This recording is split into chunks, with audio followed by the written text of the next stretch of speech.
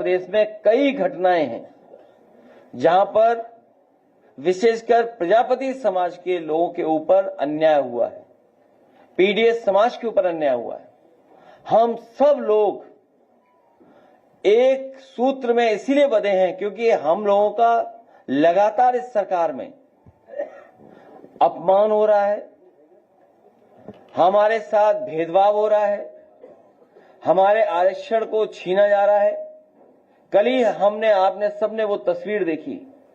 मैं अपने तमाम जर्नलिस्ट साथियों को बधाई देता हूं कि एक बहन जो आंदोलन के लिए आई और अभी से नहीं, न जाने कितने वर्षों से लगातार वो संघर्ष कर रहे हैं, उनके आरक्षण को लेकर के 69,000 जो भर्ती हुई है उसमें जो आरक्षण का खिलवाड़ हुआ है, अपने हक अपने सम्मान की लड़ाई के लिए लगातार वो लखनऊ में लगातार वो जगह जगह जाकर के ये जितने भी इंजन है सरकार के, double engine, 2.5 engine, 3 engine, 4 engine, 4.5 engine, 5 engine, इन सब से मिलकर के अपना दुख तकलीफ बता चुके हैं, लेकिन 69,000 बच्चों को कोई भी सम्मान नहीं मिल पा रहा है। और बड़े दुख के साथ उस बहन ने अपने हाथ से चूड़ियां निकाल करके कहा ये सरकार को चूड़ियां पहन लेनी चाहिए। सोचिए आज के समय पर लोकतंत्र को और लोकतंत्र में ये परिस्थितियां बन रही हो, सरकार ये परिस्थिति बना रही हो, और वो सरकार परिस्थिति बना रही जिसने कभी ये नारा दिया था सबका साथ सबका विकास, अच्छे दिन आएंगे। अच्छे दिन लाने वालों ने भ्रष्टाचार करा, न केवल भ्रष्टाचार पैसे का किया, आर्थिक रूप से भ्रष्टाचार किया, बल्कि हमारा हक और सम्मान जो हमें मिला था, बाबा साहब भीमराव अम्बेडकर जी ने जो हमें हक और सम्मान आरक्षण दिया, उसको भी लगातार ये छीनने का काम कर रहे हैं। इसलिए हम सब एकजुट होकर के, हम लोग एक दूसरे का साथ दे करके, एक दूसरे के दुख तकलीफ में खड़े होकर के इस भारतीय जनता पार्टी का सफाया करने का काम करेंगे।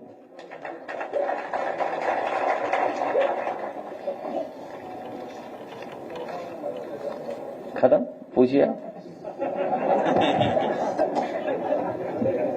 सर, एक तरफ भारतीय जनता पार्टी में तमाम करप्ट और भ्रष्टाचारी जो लोग हैं वो मंत्री बने हुए हैं, और दूसरी तरफ समाजवादी पार्टी के सरकार में कैबिनेट मंत्री रहे गायत्री प्रजापति जी लगातार 7 वर्षों से लगभग जेल के अंदर है। आप पत्रकार साथी सब जागरूक और समझदार हैं।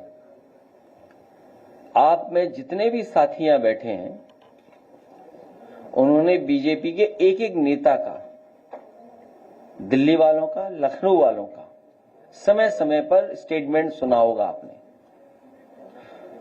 भ्रष्टाचार को लेकर के, और खासकर समाजवादी सरकार में जो मंत्री थे उनको लेकर के। लेकिन जब इनको वोट की जरूरत थी तो उनकी पत्नी, उतने परिवार के लोगों को मुख्यमंत्री जी ने बुलाया और कहा कि आप समाजवादी पार्टी के खिलाफ वोट कर दीजिए, मतदान कर दीजिए, आपके सभी केस वापस हो जाएंगे। ये आप सब जानते हो, किसी से छिपा नहीं है। उन्होंने मतदान भी किया हमारे खिलाफ। हमें कोई नाराजगी नहीं है उस परिवार से, उनसे कोई नाराजगी नहीं है, क्योंकि इस सरकार में सबसे ज्यादा दुखी अगर कोई है तो पीड़ित समाज के लोग ही हैं। कभी कभी सम्मान के लिए, कभी कभी इस बात के लिए भी कि शायद सरकार सच बोल रही है, उनका भरोसा कर करके। लेकिन आज भी प्रजापति जेल से बाहर नहीं हो पाए, और वो पत्रकार, वो तमाम लोग सब जानते हैं, बांदा रहा हो, हमीरपुर रहा हो, कितने ऊंचे टीले लगे हुए थे बालू के, भी कुछ दिन पहले पहाड़ों से ऊंचे टीले लगाए गए थे, नदियों को खोद खोद करके। वो वीडियोस हैं, वो तस्वीरें हैं, वो किसी से छिपी नहीं है। लेकिन बीजेपी का इतना स्ट्रांग मैनेजमेंट है, इकोनॉमिक मैनेजमेंट, आर्थिक मैनेजमेंट, कि वो बात वहीं की वहीं दब जाती है। बुंदेलखंड के पहाड़ों से ऊंचे पहाड़ लगाए हुए थे, टीले बनाए हुए थे, सब इलीगल था। नदियां साफ हो रही थी बड़े पैमाने पर, लेकिन किसी पे कोई कुछ नहीं, कोई बदनामी नहीं।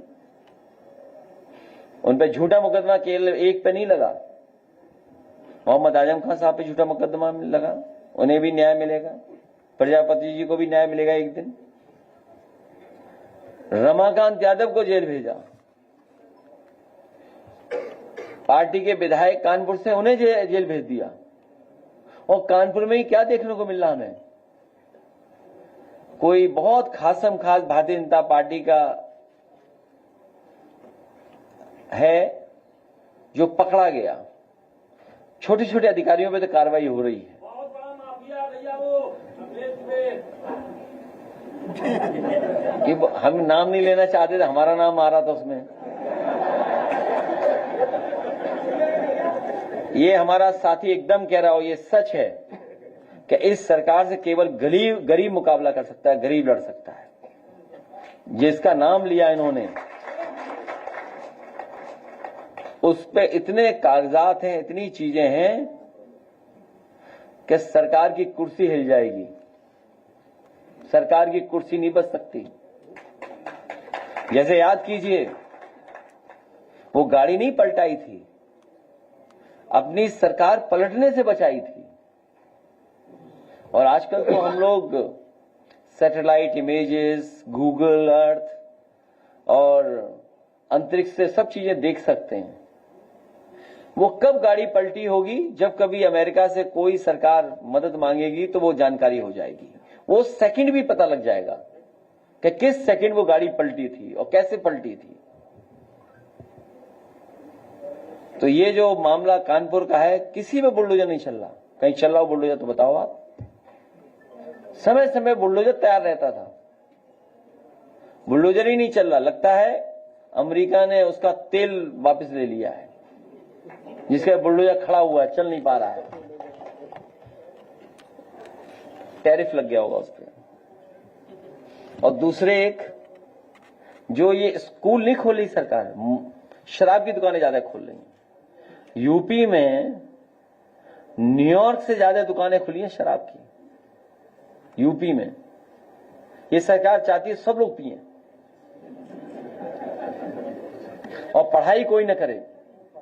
इसीलिए आज भी वो जो 20,000 से ज्यादा स्कूल है, प्राइमरी स्कूल, वो बंद पड़े हुए हैं। 27,000 है, 20,000 से ज्यादा। 27 का आंकड़ा। मैं इसलिए बोलता हूं कि लोग याद रखें कि हाँ 27,000 है। तो जो प्राइमरी स्कूल बंद किए थे, सोचिए, on the floor of house मुख्यमंत्री ने, मंत्री ने, इनके लोगों ने कहा कि कोई भी स्कूल नहीं बंद हुआ है। सोचिए, कोई स्कूल नहीं चल रहा है, सब बंद हो रहा है, एक भी नहीं चालू किया। और जिन्होंने पीडीए पाठशाला चलाई थी, उन पर मुकदमे दर्ज कर रही है सरकार। अंग्रेजों ने भी नहीं कभी मुकदमा दर्ज किया होगा पढ़ाई को लेकर के, लेकिन ये सरकार मुकदमे दर्ज करा रही है।